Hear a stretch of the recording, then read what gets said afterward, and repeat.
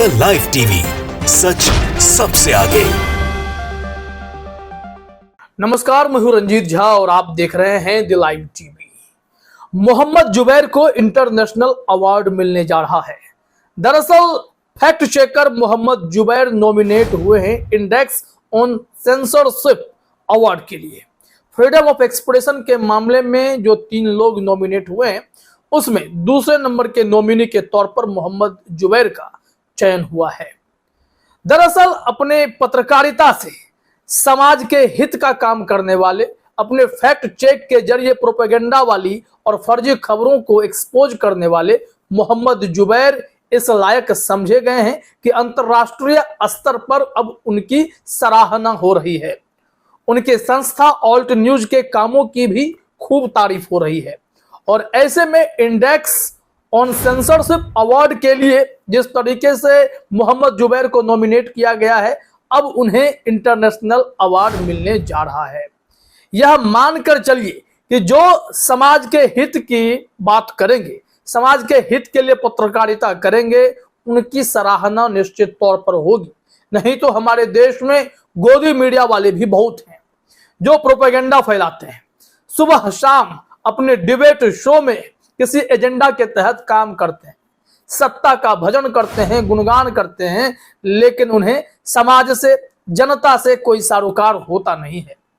But Mohammad Zubair की अगर बात करें तो उन्होंने जिस तरीके से देश में नफरत को रोकने की मुहिम छेड़ी है, देश में हिंसा बढ़ने से कई दफे रोकने का काम किया है, तो उनकी सराहना तो अंतर्राष्ट्रीय स्तर पर होनी तय थी। इंडेक्स ऑन सेंसरशिप ने मोहम्मद जुबैर की तस्वीर भी साझा करते हुए लिखा है, जर्नलिज्म नॉमिनी मोहम्मद जुबैर। इसमें जो ट्वीट में बातें हैं जरा वो देखिए अपने स्क्रीन पर। Index awards 2023 journalism nominee 2 Mohammed Zubair, यानी उनका ट्विटर हैंडल भी टैग कर दिया गया है। Co founded Alt News, a portal dedicated to busting fake news, particularly of claims made by politicians and authorities, and to address flaws in India's media ecosystem।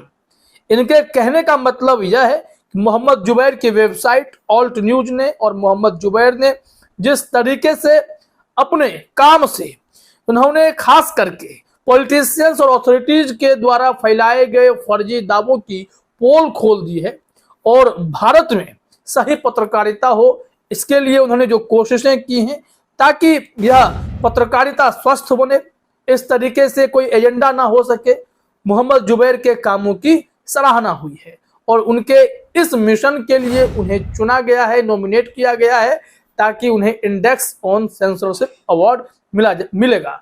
Freedom of expression के तहत मिलने वाला award है।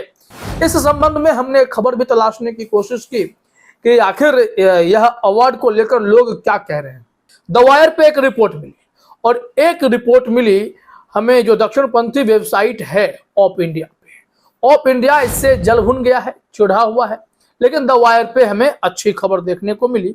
तो चलिए the wire की report को भी हम देख लेते हैं, उसमें क्या कहा गया है, फिर आपको बताएंगे कि ये ऑफ इंडिया वालों ने अपने कैसी भड़ास मोहम्मद जुबैर को लेकर निकाली है कि अंतर्राष्ट्रीय स्तर पर कोई सम्मान मिलने जा रहा है। तो उस परिस्थिति में उनके भीतर हीन भावना आ गई है मोहम्मद जुबैर को लेकर, वैसे भी वो जले रहते हैं।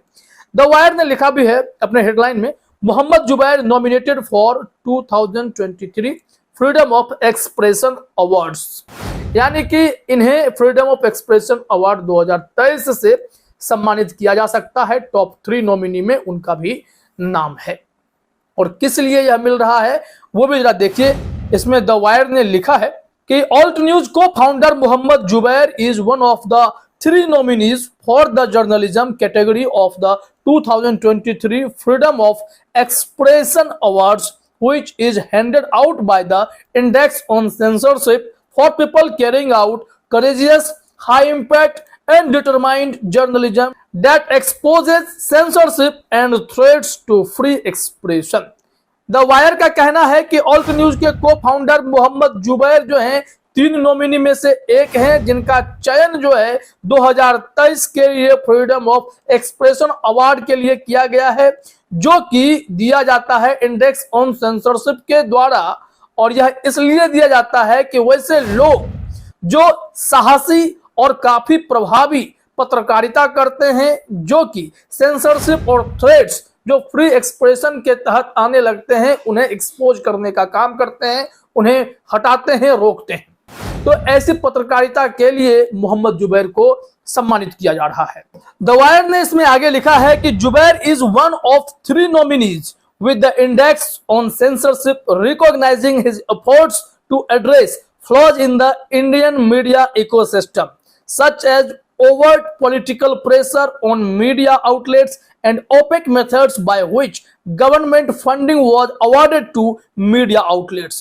It also lauded alt news for dismantling propaganda networks and its political fact-checking to scrutinize claims, debunking social media rumors, and examining media in misinformation and bias. यहाँ पर साफ तौर पर जो इनके कामों की लिस्ट है उसे इंडेक्स ऑन सेंसरशिप ने सराहा है। उनके लिस्ट को ही उन्होंने आगे रख के यह तय किया है कि ये उस काबिल है कि इन्हें अंतरराष्ट्रीय अवार्ड से सम्मानित किया जा सके। और काम क्या है कि जिस तरीके से भारत में मीडिया के ऊपर पॉलिटिकल प्रेशर हो गया है, उन्हें पॉलिटिकल फंड मिलने लगा है, जिसके चलते अब मीडिया गोदी मीडिया बनती जा रही है। उस परिस्थिति में इन गोदी मीडिया वालों के कारनामों की पोल खोलना, इसके अलावा सोशल मीडिया में रूमर्स जो फैलता है उसका भंडाफोड़ करना, या फिर कोई भी मिस इन्फॉर्मेशन जो चलता है, चाहे कोई प्रोपेगेंडा फैलाता है, उन सब को ये एकदम से ध्वस्त कर देते हैं। इस वजह से मोहम्मद जुबैर इस अवार्ड के लायक समझे गए हैं। और मोहम्मद जुबैर का चयन करने के दौरान इंडेक्स ऑन सेंसरशिप ने इन बातों का भी जिक्र किया है कि मोहम्मद जुबैर को अरेस्ट भी किया गया था। आप सब जानते हैं कि कैसे 4 साल पुराने मामले में मोहम्मद जुबैर को गिरफ्तार किया गया था, वो भी एक ऐसी पंक्ति के लिए, एक ऐसी लाइन के लिए जो किसी फिल्म के डायलॉग्स थे। उस डायलॉग्स को उन्होंने सोशल मीडिया पर लिखा था। इस वजह से 4 साल पुराने मैटर्स को उठाकर उन्हें गिरफ्तार कर लिया गया था और जमानत ना मिले इसके लिए पूरी कोशिश की जा रही थी। लेकिन सुप्रीम कोर्ट ने फिर उन्हें जमानत दी। तो जो इनके विरोधी वकील थे दूसरे पक्ष के, वो कह रहे थे कि मोहम्मद जुबैर को ट्वीट करने से रोका जाए। यानी कि सुप्रीम कोर्ट भी हैरान हो गया उस वक्त। उन्होंने कहा कि ये कैसे हो सकता है कि हम किसी के फ्रीडम ऑफ एक्सप्रेशन पर ही लगाम लगा दें, किसी को लिखने से रोक देंगे, यह कैसे हो सकता है, ये हम नहीं कर सकते। खैर, जो 2 अदर मेंबर हैं उनके बारे में भी जान लीजिए, उनका भी नाम यहाँ पर है। The 2 other nominees for the award are Bilan Media, Somalia's first woman-only media organization and newsroom, and Murtaza Behboudi, an Afghan journalist who was detained by the Taliban in January this year. 2 नाम, एक बिलन media है जो Somalia का है, जिसमें सिर्फ महिलाओं के द्वारा ही पूरे इस पत्रकारिता संस्थान को ऑपरेट किया जाता है, और दूसरा अफगानिस्तान के एक पत्रकार हैं जिन्हें भी इसके लिए चयन किया गया है। उन्हें तालिबान ने अरेस्ट कर लिया था उनकी पत्रकारिता को लेकर। तो कुल मिलाकर ऐसे साहसी पत्रकारों की लिस्ट तैयार हुई जिसमें नॉमिनी के तौर पर मोहम्मद जुबैर भी हैं। अब अवार्ड इन्हें मिलता है या इन तीनों में से किसी एक को मिलता है, लेकिन नॉमिनेट हुए हैं, यह भी बहुत बड़ी बात है। चलते चलते हम आपको दिखा देते हैं कि कैसे ऑफ इंडिया वाले एकदम से छटपटा उठे हैं।